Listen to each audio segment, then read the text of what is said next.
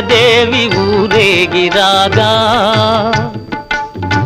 ఏకశిల రథముపై లోకేశు వడిలోన ఓర చూపుల దేవి ఊరేగిరాగా రాతి స్తంభాలకే చేతనత్వము కలిగి సరిగమా పద నిశాస్వరములే పాడగా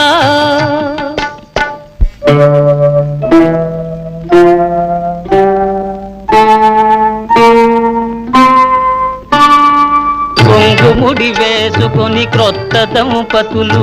కొంగుముడి వేసుకుని క్రొత్త దంపతులు కొడుకు పుట్టాలని కోరుతున్నారని శిలలపై శిల్పాలు చెక్కినారు